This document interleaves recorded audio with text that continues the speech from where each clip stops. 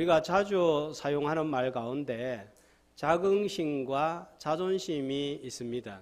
중간에 딱 글자 하나 차이고 발음도 비슷하고 의미도 비슷해서 혼돈이 있는 단어입니다. 그래서 어떤 분들은 그 말이나 하면서 같은 뜻으로 생각을 하기도 합니다.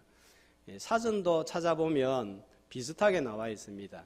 자긍심 하면 스스로에게 긍지를 가지는 마음, 자존심은 남에게 굽히지 아니하고 자신의 품위를 지키는 마음, 이렇게 나와 있습니다. 그런데 결정적인 차이가 있는데 네이버에서 검색을 해보니까 사전적 의미보다 일반적인 의미를 정리를 잘 해두었습니다. 자긍심은 자기 스스로 자신을 존중하는 마음, 자존감이라고도 합니다. 나 자신을 그대로 인정하고 바라보는 거예요. 내가 나 스스로를 인정하고 존중하기 때문에 다른 사람의 말에 영향을 받기도 하고 상처를 받기도 하지만 회복이 빨리 되는 거예요. 이 마음이 우리에게 필요합니다. 성경적인 자아관에 가깝습니다. 자존심은 다른 사람들 앞에서 나의 품위를 스스로 지키려고 하는 마음입니다. 누구 앞에서요? 다른 사람 앞에서. 타인으로부터 나를 지키려고 하는 힘인데, 그렇기 때문에 누가 나를 건드리거나 기분 나쁜 말을 한다면 참지를 못하고 화를 내고 대갚아주고자 하는 마음이 생기는 거예요. 자존심이 센 사람들은 타인의 말에 쉽게 상처를 받고 용서하는 것을 어려워합니다. 나라는 존재를 누군가가 무시한다면 참지를 못하는 거죠. 그런데 이걸 조금 더 깊이 들어가 보면 내가 나를 바라보는 것보다 남들이 나를 어떻게 바라보고 생각하느냐 하는 것을 더 중시하는 체면, 허영심, 윗선, 헐의의식 같은 풍조가 들어있는 건강하지 못한 마음이라고 볼 수 있습니다. 자긍심, 자존심, 자부심이 높으면 긍정적이지만 지나치게 자존심이 세면 나를 더 다치게 할 수가 있습니다. 적당한 자존심 필요하지만 너무 강하면 화가 나고 용서하기 어려워지고 부정적인 감정에 휩싸이게 됩니다. 누가 무엇이라고 말하든 내 스스로 나는 소중하다 하는 이 자긍심은 높이고 자존심은 세우지 않을 때에 건강한 정신에 건강한 사람이 될 수가 있습니다. 성도는 세상의 자존심이 아니라 자긍심을 가지고 살아야 합니다. 우리 성도들은 어떤 자긍심을 가지고 살아야 될까요? 천국 시민의 자긍심입니다. 이걸 가리켜서 천국 시민 정신이라고 할 수 있겠습니다. 천국 시민 정신을 잘 보여주는 말씀이 산상보훈의 말씀입니다. 한마디로 천국 시민은 어떤 자인가 할 때에 복이 있는 자입니다. 어떤 복인지 앞에 4가지 복을 이미 살펴보았습니다. 심령이 가난한 복으로 하나님 앞에서 자신을 바라보게 되니 죄에 대하여 삶에 대하여 정말 무기력한 자임을 깨닫게 되고 예수 그리스도를 왕으로 모시는 천국 시민이 되었습니다. 자신이 진짜 어떤 사람인지 깨달으면 어떻게 된다고 했습니까? 애통하는 마음이 생기고 또 힘을 자신을 위하여 사용하지 않는 온유한 자가 되고 이를 유지하기 위해서는 하나님과 바른 관계인 의에 줄이고 목말라 하다가 하늘의 위로와 기쁨과 평안을 소유하게 됩니다. 세상 나라는 막강한 군사력, 막강한 생산력, 외교력, 많은 인구, 넓은 땅 같은 소유의 많음과 눈에 보이는 외적인 것으로 얼마나 강하냐, 얼마나 대단하냐를 내세웁니다. 예수 그리스도를 왕으로 모신 천국 시민의 복은 이러한 세상 나라의 복과 본질적으로 다릅니다. 소유에 있는 것이 아니라 보이지 않는 내적인 마음 상태에 집중이 되어 있습니다. 그래서 예수를 믿으면 세월이 지나면 점점 나는 죽고 내 안에 계신 왕이 살아서 통치하는 나라입니다. 시간이 지날수록 나라는 존재는 점점 없어지는 대신에 진짜 왕이 나를 다스리게 되고 나는 자연스럽게 통치권을 진짜 왕에게 이양을 합니다. 앞에 네 가지 복은 하나님만을 의지하여서 얻게 되는 천국 시민의 성품, 인격입니다.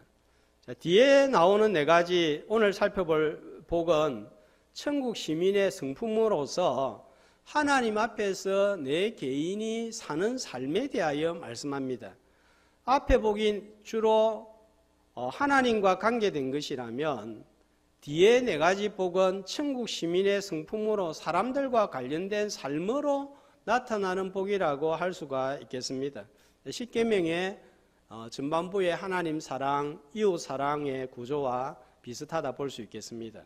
하나님 앞에서 바르게 사는 삶이 복이 있다는 거예요. 7절에 보면 다섯 번째 어떤 복입니까? 긍휼히 여기는 자는 복이 있다 했습니다. 성경에서 긍휼은 히브리어로 헤세드 하는 단어인데 구약 성경에 150회 이상이 나옵니다. 우리말 성경에는 인자, 자비로 번역이 되어 있습니다. 헤세드 하는 단어는 사랑이라는 뜻도 포함이 되어 있습니다. 이 모든 단어를 전부 종합해서 정의를 해보면 하나님께서 자기 백성들을 대하시는 자세와 마음 이렇게 정의할 수 있겠습니다. 자기 백성들을 향한 하나님의 자세와 마음 시편 103편 13절은 이렇게 말씀하고 있습니다. 한 목소리로 자식을 긍휼히 여김같이 여호와께서는 자기를 경외하는 자를 긍휼히 여기시나니. 자, 어떤 마음이에요? 아버지가, 부모가 자식을 불쌍히 여기는 그 마음이라는 거예요. 자, 부모라면, 아빠라면 자녀들을 혼낸 경험이 있죠. 과거에는 해초리도 때리고 또 심한 매질을 하기도 했습니다. 자, 그리고는 시간이 지나서 울고 있는 아이를 바라볼 때 때린 부모의 아픈 마음은 울고 있는 아이의 마음보다 더 아프고 슬픈 거예요. 자, 이 마음이 긍휼의 마음입니다. 아파하고 슬퍼하는 사람을 보면서 내가 그 사람의 처지가 되어서 그 아픔과 슬픔을 같이 느끼는 마음을 가진 사람이 긍휼히 여기는 사람입니다. 자, 이런 마음으로 세상을 바라보고 이런 마음으로 사람들을 대하는 거예요. 자, 이런 마음으로 세상을 바라보고 사람을 대하는 이유는 하나님께서 먼저 나를 긍휼히 여겨주시고 불쌍히 여겨주셨기 때문입니다. 자, 구원받고 나서도 하루하루 우리가 살아갈 수 있는 이유는 하나님의 긍휼하심 때문입니다. 세상이 얼마나 악하고 위험한지 내일 무슨 일을 당할지 모르는 인생입니다. 우리가 어떻게 해야 하나님을 기쁘시게 하고 만족시킬 수 있겠습니까? 하루 종일 기도한다고, 하루 종일 성경만 본다고 하나님의 마음에 들 수 있겠습니까? 그럼에도 불구하고 우리가 한 날을 살아갈 수 있는 것은 하나님이 우리를 불쌍히 여겨주시기 때문입니다. 그래서 우리가 하나님 앞에 나올 때 다른 거 없어요. 하나님 나를 좀 불쌍히 여겨주옵소서 이렇게 나왔다가 하나님으로부터 긍휼함을 받는 오늘 이 예배의 시간이 되시기를 주님의 이름으로 축복합니다. 내가 긍휼을 받았기 때문에 긍휼이 이기는 거예요.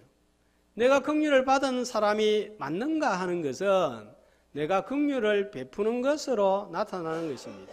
자, 우리는 누구에게 긍휼을 베풀어야 하겠습니까? 첫 번째로 구원받지 못한 사람들을 향하여 긍휼의 마음을 가져야 하겠습니다. 마태복음 9장 36절에 보면 예수님의 마음이 이렇게 나와 있습니다. 같이 무리를 보시고 불쌍히 여기시니 이는 그들이 목자 없는 양과 같이 고생하며 기진함이라. 자, 예수님은 인생의 목자가 누구인지를 모르고 영적인 어둠을 헤매고 다니는 영혼들을 바라보면서 긍휼히 여겼습니다. 이 땅에 나의 영혼을 구원하기 위해서 긍휼의 마음을 가지고 찾아오신 최초의 선교사가 바로 예수 그리스도이십니다. 나는 옆에 있는 이웃에게 파송된 선교사입니다. 자, 그래서 온 가족 예배주일이 다가오고 있는데 이제는 서서히 그분들을 어떻게 모시고 올까 생각을 하여야 하겠습니다. 옆에 있는 이웃, 가족을 구원하는 첫걸음은 그 영혼을 긍휼히 여기는 마음입니다. 이 마음으로 이웃에게 선교사 역할 감당하는 우리 다대교회 성도들 다 되시기를 주님의 이름으로 축복합니다. 그 다음에 약자들을 향하여 긍휼의 마음으로 다가가야 됩니다. 누가복음 14장 13절에 보면 주님이 초청한 대상이 누굽니까? 가난한 자들, 몸 불편한 자들, 전원자들, 맹인들이었습니다. 약자들입니다. 어제가 장애인의 날이었죠. 약자를 세상에서도 돌아보자는 거예요. 자, 나는 별로 가진 것도 없는데 이렇게 생각할 수 있습니다. 내가 큰 부자는 아니라도 내 옆에 있는 누군가보다 건강, 물질, 시간에 있어서 조금 더 여유가 있다면 긍휼의 마음을 가지고 차도 한 잔 대접하고 식사도 한 잔 대접하고 어려운 사람 또 한 번 관심을 가지는 것, 그런 것이 우리가 약자들을 돌아보는 거예요. 우리 교회 안에서는 오랫동안 보이지 않는 분들이 있으면 전화도 한번 해주고 내가 밥을 한번 사고 싶은데 이렇게 해서 한번 돌아보는 거예요. 자, 그럴 때 우리도 누군가에게 긍휼을 받습니다. 하나님이 보시고 또 풍성한 긍휼을 우리에게 베풀어 주실 줄로 믿습니다. 자, 다음은 8절. 자, 어떤 자입니까? 마음이 청결한 자는 복이 있다 했습니다. 사람들이 하나님을 알지 못하고 보지 못하는 이유는 하나님이 없어서가 아니라 마음에 문제가 있기 때문입니다. 마음이 깨끗하지 않기 때문입니다. 주님은 의식이나 어복이나 말이 깨끗한 자는 복이 있나니라고 하지 않고, 자, 어떤 자가 복이 있다고요? 마음이 청결한 자는 마음을 겨냥하고 있습니다. 모든 악의 근원지가 마음이라는 것을 주님은 간파한 것입니다. 마태복음 15장 19절 말씀에 보면 마음에서 무엇이 만들어지는지, 마음에서 무엇이 생산되는지 알려주고 있습니다. 악한 생각, 살인, 간음, 음란, 도둑질, 거짓 증언, 비방. 자, 이런 죄의 공장이 어디냐? 마음이라는 거예요. 물어 더러운 말은 너 입 밖에도 내지 말고 오직 선한 말을 하여 듣는 자들에게 은혜를 끼치게 하라. 선한 사람은 마음에 쌓은 선에서 선을 내고 악한 사람은 마음에 쌓은 악에서 악을 내나니. 누가복음 6장 45절입니다. 마음이 새로워지지 않으면 새 사람이 될 수 없는 거예요. 자, 유교에서는 성인군자가 될 것을 많이 강조하고 있습니다. 자, 그래서 아침에 일찍 일어나서 목욕 재개하고 자세를 꼿꼿하게 세우고 바르게 세우고 청결하게 하고 남녀 칠석부동석에서 여자를 멀리하고 또 황금을 돌처럼 보고 이제 이런 것들을 많이 가르치죠. 그런데 성인군자가 될 수 없습니다. 마음이 새로워져야 하기 때문입니다. 요한복음 3장 5절은 이렇게 말씀하고 있습니다. 같이 사람이 물과 성령으로 나지 아니하면 하나님 나라에 들어갈 수 없느니라. 자, 성경에서는 마음이 새로워지는 것을 가리켜서 뭐라고 말씀합니까? 사람이 물과 성령으로 앞에 생략되어진 두 자 거듭나지 아니하면, 새롭게 태어나지 아니하면 하나님을 알 수 없고 볼 수 없다는 거예요. 영적인 맹인이란 말입니다. 예레미야 17장 9절에 보면 만물보다 거짓되고 심히 부패한 것은 마음이다 했습니다. 이런 부패한 우리의 마음이 어떻게 깨끗하게 될 수가 있습니까? 이런 우리의 마음이 어떻게 해야 새 마음으로 거듭나서 하나님을 볼 수가 있을까요?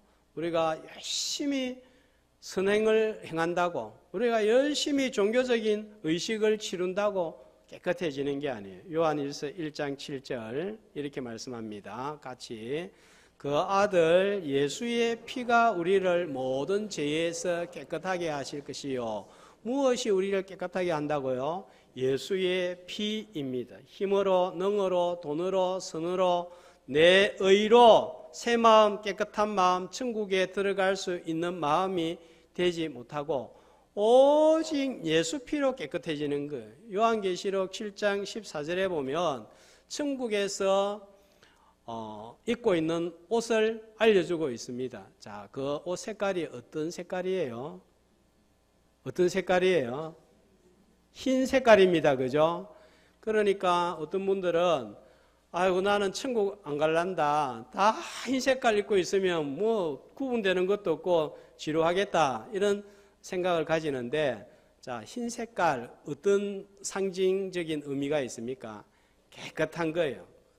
점이 없는 거예요. 더러운 게 없는 거예요. 자, 요한계시록 7장 14절 말씀해 보면 이 옷은 어디에 빨래를 했기 때문입니까?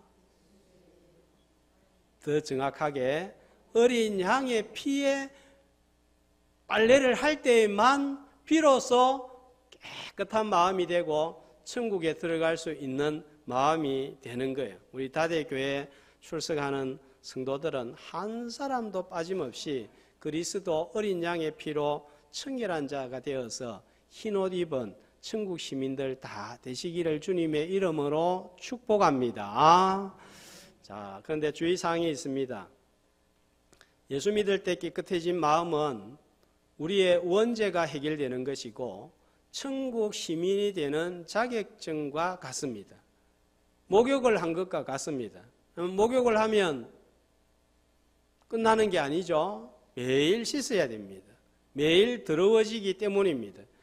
요즘은 자동차 세차를 해도 황사가 계속 날아오기 때문에 유리를 안 닦으면 밖이 환하게 보이지 않습니다. 날마다 또 닦아줘야 됩니다.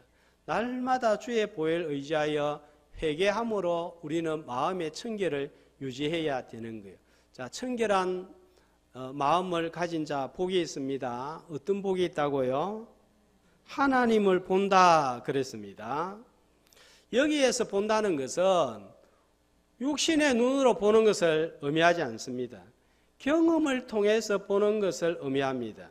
눈으로 보아서 보는 것이 아니라 보이지 않지만 알고 느끼는 거예요. 바람이 확 붑니다. 눈에 보입니까? 안 보입니다. 그런데 어떻게 알아요? 나무 가지가 흔들리고 시원함을 느끼면 경험적으로 바람이 분다 하는 것을 느끼는 거예요. 하나님을 본다는 것은 눈에 보이지 않지만 하나님께서 나와 함께 하신다는 것을 느끼는 거예요. 하나님의 임재를 경험할 때 우리는 땅에서 천국을 미리 맛보는 거예요. 그리고는 이런 찬송을 부릅니다. 사막이나 궁궐이나 내 주 예수 모신 곳이 그 어디나 하늘나라. 이 찬양을 어디에서 부릅니까? 찬송을 땅에서 부른다는 것입니다. 다윗은 범죄하고 난 다음에 시편 51편에서 어떻게 기도했는가 하면 내 속에 정한 마음을 창조하시고 깨끗한 마음을 창조하여 달라고 기도했습니다. 청결한 마음으로 하나님을 경험하며 천국을 이 땅에서 맛보는 천국 시민들 되시기를 주님의 이름으로 축복합니다. 자, 다음은 9절 어떤 복입니까? 화평케 하는 자의 복입니다. 어떤 사람이 하나님께 속한 자인지 마귀에게 속한 자인지 구분하는 것은 간단합니다. 교회 안에서 더 간단합니다. 서로 화목하고 하나가 되게 하면 하나님께 속한 사람입니다. 그러나 나누고 가르고 싸우게 하는 것은, 다투는 것은 마귀에게 속한 거예요. 고린도전서 14장 33절은 우리 하나님은 어떤 하나님이십니까? 무질서의 하나님이 아니시고 오직 화평의 하나님이시다 했습니다. 요한복음 8장 44절에 보면 마귀는 어떤 자인가 하면 처음부터 살인한 자고 거짓말쟁이라고 합니다. 에덴 동산에서 마귀가 어떤 거짓말을 했습니까? 이제 말씀을 넣어주시고, 어떤 거짓말을 했죠? 사람한테 선악과 따먹으면 네가 눈이 밝아서 하나님과 같이 된다 했습니다.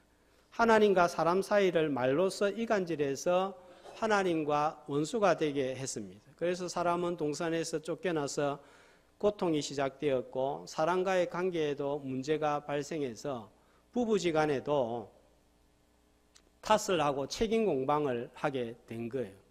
네가 왜 선악과를 먹었느냐 하나님이 아담한테 이야기하니까 아담이 뭐라고 답합니까? 하나님이 주신 저 여자가 먹으라고 했습니다. 그러니까 탁공방, 책임 전가가 그때부터 시작된 거예요. 창세기 4장에서는 어떤 일이 일어납니까? 친형제 사이에서 살인극이 벌어집니다. 다 마귀가 하는 일들입니다. 누구든지 나누고 가르고 원수가 되고 싸우게 하면 사단의 도구가 될 수 있다는 거예요. 그러니까 우리가 하나님의 자녀가 되었지만 얼마든지 사단의 도구도 될 수 있습니다. 그걸 잘 보여주는 예가 베드로잖아요. 나를 누구라 생각하느냐? 베드로가 주는 그리스도시요 살아계신 하나님의 아들입니다. 그랬습니다. 바요나 시모나 네가 복이 있도다. 이를 내게 알게 하니는 하늘에 계신 하나님이시다. 그렇게 칭찬을 했습니다. 그런데 예수님이 고난받고 죽음에 대해서 이야기하니까 베드로가 주여 그리 마옵소서. 예수님의 답이 무엇입니까? 사단아 내 뒤로 물러가라. 얼마든지 하나님께 칭찬받고 인정받던 사람이 사단의 도구가 될 수 있다는 사실입니다. 얼마나 무서운 일입니까? 하나님의 아들이 하나님의 도구가 되어야 할 사람이 마귀의 도구가 될 수 있습니다. 화평을 만드는 자가 되어서 하나님의 아들로 인정받는 저와 여러분이 되시기를 주님의 이름으로 축복합니다.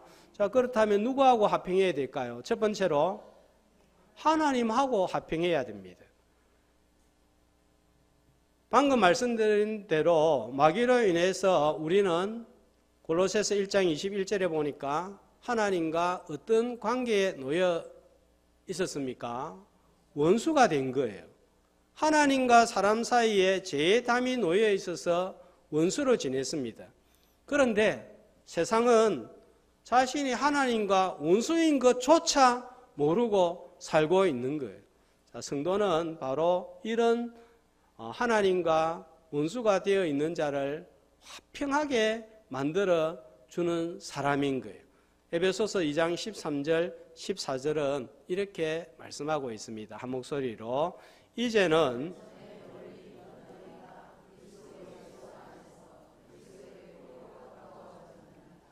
그는 우리의 화평이신지라 둘로 하나를 만드사 원수된 것 중간에 막힌 담을 자기 육체로 하시고. 하나님과 원수되었던 내가 화평이 이루어졌습니까? 이루어졌습니까? 이루어졌습니까? 자, 그렇다면 이제 우리는 어떤 사람이 되어야 되는가? 하나님과 원수되었던 자들에게 복음을 전함으로 하나님과 화평하게 하는 사람들이 되어야 되는 거예요. 자, 두 번째는 하나님과 화평한 자는 사랑과도 화평해야 하는 사람입니다. 그래서 로마서 말씀에서는 12장에서는 모든 사랑과 더불어 화목해라 그렇게 말씀하고 있죠. 화평을 위해서 우리는 혀를 잘 사용해야 됩니다. 말 한마디가 다툼과 싸움의 시작이 되는 경우가 대부분입니다. 천국 시민은 아까 어떤 사람인가 하면 새로 태어난 사람이에요. 거듭난 사람이에요. 그러면 우리의 사용하는 말도 언어도 새롭게 태어나야 됩니다. 새 언어, 하늘의 언어를 사용하는 자들입니다. 잠언 18장 21절에 보면 죽고 사는 것이 혀의 권세에 달려있다 했습니다. 자, 그럴 때 우리를 가리켜서 9절 말씀해 보니까 어떤 복이 있습니까? 하나님의 아들이라 일컬음을 받을 것이미요. 이미 우리는 예수 믿음으로 하나님의 자녀 아들이 되었습니다. 그런데 여기에서 하나님의 아들이라 일컬음을 받는다 하는 것은 어떤 의미인가 하면 어떤 의미일까요? 사람들로부터 하나님의 자녀임을 하나님으로부터 하나님의 자녀임을 인정을 받는다 하는 것입니다. 화평하게 하는 행동 때문에 우리가 하나님의 자녀가 된 건 아닌 거예요. 이미 하나님과 화평했기 때문에 이제는 우리가 사랑과 화평하게 되는 것입니다. 하나님과 화평하고 이웃과 화평하고 하나님과 원수에 놓여 있는 자들에게 복음을 전함으로써 하나님의 아들로 인정받는 천국 시민 되시기를 주의 이름으로 축복합니다. 자, 다음은 10절. 자, 어떤 복입니까? 의를 위하여 박해를 받은 자의 복입니다. 자, 8가지 복 가운데 제일 받아들이기 어렵고 현실감도 떨어지는 복처럼 보입니다. 예수 믿는 사람은 칭찬을 받고 인정을 받고 대접받고 형통하게 살아야 복이지, 핍박받고 고난받고 손해보고 성진 못하고 자꾸 쪼그라드는 게 무슨 복이냐? 우리의 신앙을 혼란하게 하는 말씀입니다. 우리 가운데 예수 믿은 것 때문에 손해보고 욕을 듣고 핍박을 받는 사람이 과연 몇 사람이나 있을까요? 저 자신도 그렇습니다. 말씀을 전한다고 멱살을 잡거나 삿대질을 하지 않습니다. 감옥에 가는 일도 없습니다. 대부분이 예수 믿어서 마음의 안정을 누리고 평안을 누리고 복을 누리고 살지, 핍박받는 사람이 얼마나 있습니까? 내하고는 거리가 좀 먼 말씀처럼 들립니다. 그럼에도 불구하고 우리가 말씀을 새겨 들어야 하는 이유가 있습니다. 첫 번째로 나는 아니라고 해도 우리 성도들 가운데는 예수 믿는 것 때문에 곤란한 일을 당하고 핍박을 받는 사람들이 실제로 있기 때문입니다. 나아가서 북한이나 해교권의 아프리카 또 이슬람권에 있는 사람들은 예수 믿는 것 때문에 생명을 내걸고 믿는 사람들이 실제로 있습니다. 그 다음에 두 번째로 복에 대한 잘못된 시각을 수정하는 기회로 삼아야 하겠습니다. 하나님을 믿으면 형통하고 복을 받는다는 것은 틀린 말이 아닙니다. 그러나 예수 믿기 때문에 손해도 보고 치러야 할 대가도 있다는 것을 알아야 됩니다. 직장생활 하시는 분들은 피부적으로 느낄 것 같습니다. 회식 자리에서 술자리를 떠난다는 것, 2차, 3차에 가지 않는다는 것, 또 주의를 지킨다는 것은 정말 힘이 드는 거예요. 괴롭고 갈등이 있는 분들이 많은 줄 압니다. 몸부림을 치면서 여기에 앉아 있는 분들이 있습니다. 얼마나 귀한 마음이고 그 자리는 몇 배나 귀한 자리인지 모릅니다. 여기에다가 수요일 오시는 분들은 제가 앉아있는 모습만 보아도 은혜가 됩니다. 찬송을 인도하고 싱어를 하는 모습만 보아도 은혜가 되고 뒤에 앉아가지고 등만 봐도 은혜가 되는 거예요. 너무 귀한 자리입니다. 직장 마치고 식사도 못하고 피곤한 상태에서 달려오는 분들이 있습니다. 예수 믿지 않으면 피곤하니까 집에 가서 그냥 자야지요. 그런데 예배를 드리기 위해서 몸부림을 치는 거예요. 자, 이러한 것들이 오늘날은 우리가 주님을 믿기 때문에 치르는 대가일 수 있습니다. 세 번째로, 지금은 편하게 예수 믿지만 나도 핍박을 받을 수 있는 날이 올 수 있기 때문에 말씀으로 준비하고 무장하는 것이 필요하여 이 말씀을 들어야 됩니다.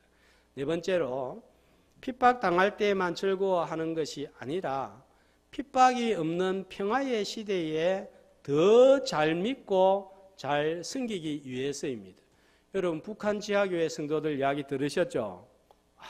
그런 분들 보면은 참 너무 대단한 것 같아요.